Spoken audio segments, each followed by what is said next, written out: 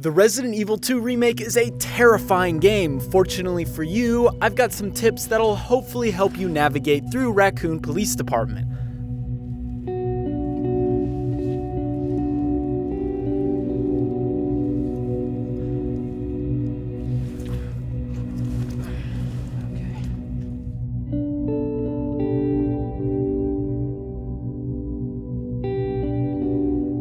Refer to your map often. If you didn't notice, your map is color-coded. Blue means you've searched it and red means you haven't. So if you see a room that's red, you could be missing some ammo, some herbs, or something else that could come in handy later down the line.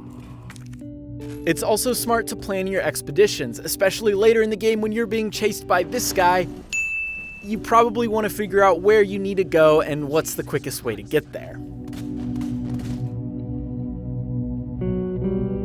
You've probably noticed that as you explore, you might find gun parts which you can combine with some of your guns. These can boost your accuracy and clip size, among other things, but they can also take up more space in your inventory. In Resident Evil 2, it's very important to organize your inventory, and sometimes these guns can be a little too big. If a gun you like is too big because of a part you added, you can always remove that by highlighting it, and then you can just remove the part. Beautiful.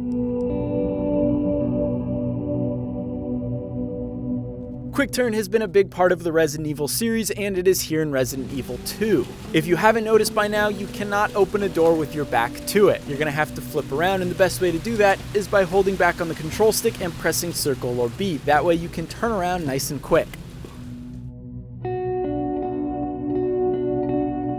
Wooden boards are your friend. You can use this to reinforce windows so zombies can't break in. You do a lot of backtracking in Resident Evil 2, so this can save you a lot of resources and a headache later down the line.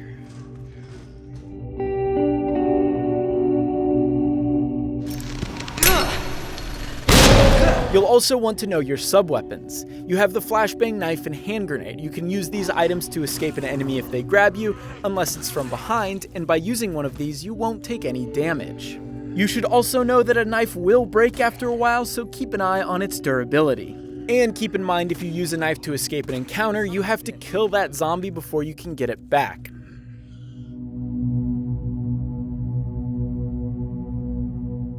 But if you aren't sure if a downed zombie is going to get up again, I recommend knifing it. We call this the knife check, and you can check to see if it's alive. If they move, they're going to get back up and probably screw you over later. If they don't, they're dead. Cool. Well, dead is, I guess, as dead as a zombie dead can get.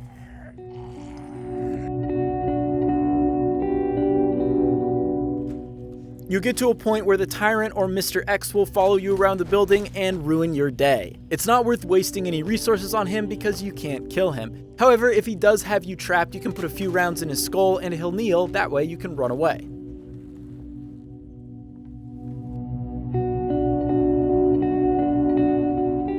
Lickers can F you up.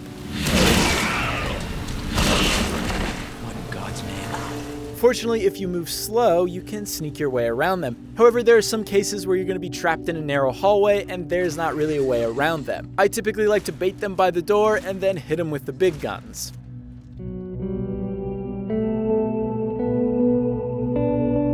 Every now and then you might find an item that you aren't sure what to do with. The first thing I recommend doing is examining it. A lot of times there's a latch or something you can interact with from there that will hopefully give you something of use.